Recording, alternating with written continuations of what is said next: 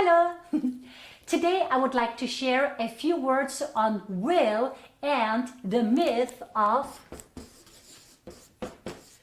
free will.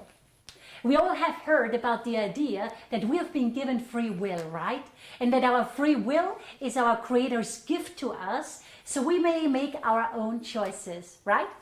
However, the question I would like to pose today is how free is our will actually? And before we answer that question, what actually is will? How free is our will and what actually is will? Well, will in essence is focused intent. Will is focused intent. Very simply put, within the focused consciousness of Source, the universe, however you want to call it, is held a purpose, a divine purpose. And in our creation, our Creator shared that divine purpose with all of us. Divine purpose is divine intent. Okay? In essence, that is the reason why we all have inner motives. And intent is a motive, right? Well, we all have inner motives that drive us on. Why we have a motivating power or willpower. We have it because Source shared his and her divine purpose, divine intent with all of us in our creation. So willpower is inherent in our very essence because divine intent is a part of the DNA of Source itself, if you can say that. And you and I, and all of creation, is simply an extension of Source, right? Whatever is in the DNA of Source is also in our own DNA, logically, right?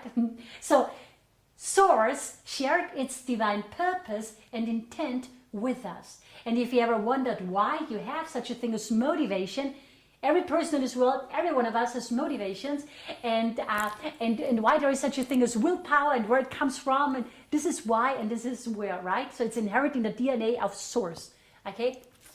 Okay, that's why it's inherent in us as well, okay? Now, you may ask, well then, how come so few in this world respond to divine purpose and follow motives that are aligned with divine motivation or divine intent? I mean, we all have willpower, right? But if you use your willpower to hurt another person, then you're obviously misusing that power. You're misusing your willpower. Your motivations are then obviously not aligned with divine motivation or intent, right? So why is that? Before I can talk about free will and all the rest, we have to resolve that question, right? Why is that? In short, in 3 words, the reason why that is because there is something called the fall of man. Now, what's the fall of man? Well, here's the thing. We are eternal soul and ultimately monad, right? I don't want to get there, right? But anyway, that's who we are. We are eternal soul. We are brilliant light. But anyway, the conscious thinking I, with which we are all identified, is that brilliant light, that soul, an incarnation that does not know itself to be soul. The soul in incarnation that does not know itself to be soul is linked to the overlighting soul via a thread, right? And that thread is called the consciousness thread. So that's the overlighting soul, that's the soul in incarnation. And the overlighting soul is connected with the soul incarnation via the consciousness thread. Soul is synonymous with consciousness. That's why it's called the consciousness thread, right? I hope you can appreciate my artistic abilities. That's the overlighting soul, that's the soul incarnation, right? So that's a brain, that's a head, just to be sure. Now anyway, so there is a thread of energy linking the conscious thinking I, which is a soul anchored in the brain, with the overlighting soul living on the so-called soul plane. And quite literally, via that thread, we communicate with our soul, with the overlighting soul. Now, the fall of man is basically nothing more and nothing less than the breaking of that communication thread, in essence. So there is a break in continuity. And because of that break in continuity, that break in communication, we are not doing a very good job properly communicating divine intent, which we are aware of on a soul level in our daily lives. Because we are quite literally cut off, not in reality, because no life is possible outside of source, and there is nothing outside of source. So we are cut off, not in reality, but in our awareness, in our consciousness. So we are cut off in our awareness. And in so doing, we basically imprison our own consciousness, right? We imprison our own consciousness, our soul, in the form. That's why we're all identified with our bodies today. Because in our awareness, we cut ourselves off from source, even though it is obvious, it's obvious that we live and move and have our being in cosmic divine intelligence. I mean, to give you just a couple of examples, for example, you cut yourself in the finger, with a knife, and tomorrow it's healed, or in the afternoon it's healed, right? You make love with someone you love, and then you get pregnant, and then you give birth to a thinking, feeling, intelligent human being without even knowing the first thing about DNA and cells and mitosis and meiosis, and all these things, right? And still we honestly think that we are separated from divine intelligence, and we still even deny it. It's rather strange, isn't it? But that's because of the fall of man. That's because we've cut ourselves off, not in reality, but in our awareness, from the oneness of all life, right? So the fall of man is the denial of source and of oneness and of love and of cosmic intelligence. It's basically a gap in our communication link. In a communication link between the soul, the overriding soul, and the soul's reflection of itself anchored in the brain. The soul's reflection of the self anchored in the brain, which is the conscious thinking I, that we all go through life with, right?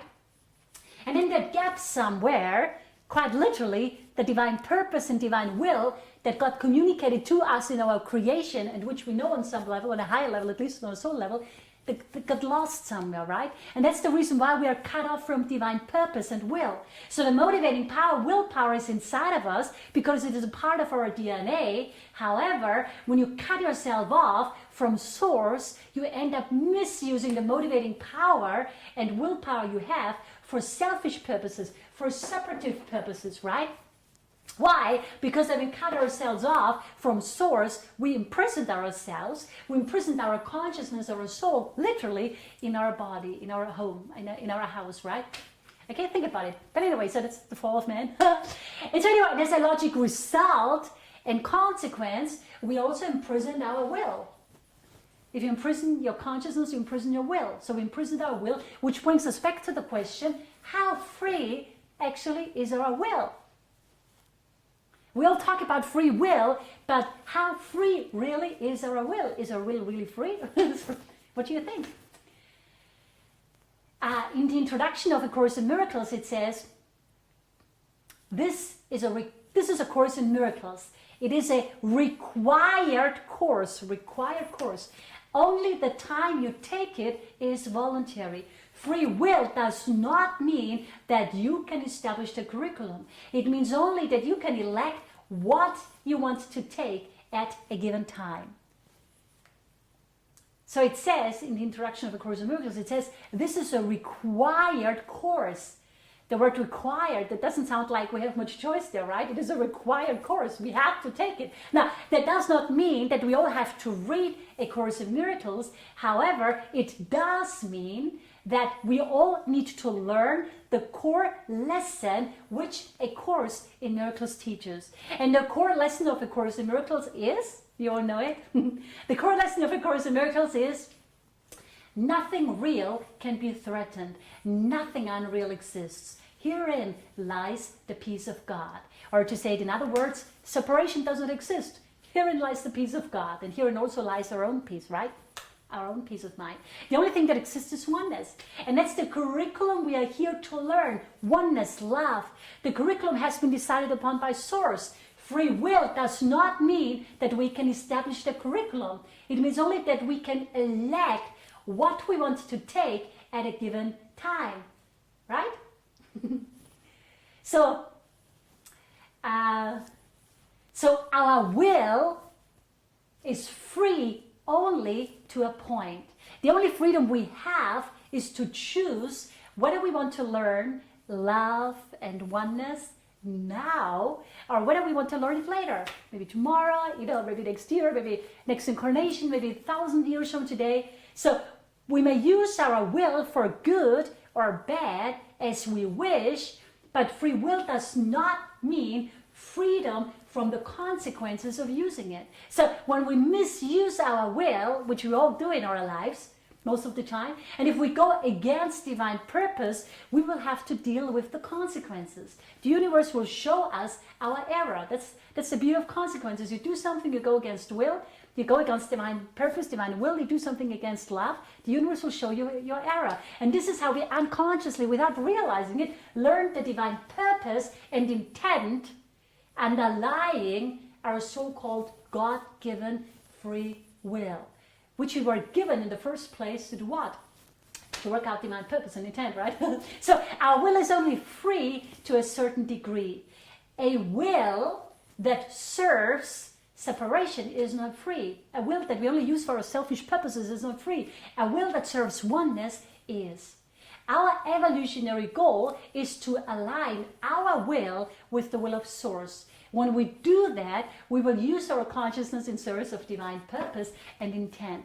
And that is how it's supposed to be, because when we use our free will, when we use our willpower, our energy to serve oneness, to serve everyone, then it's a win-win for everyone, right?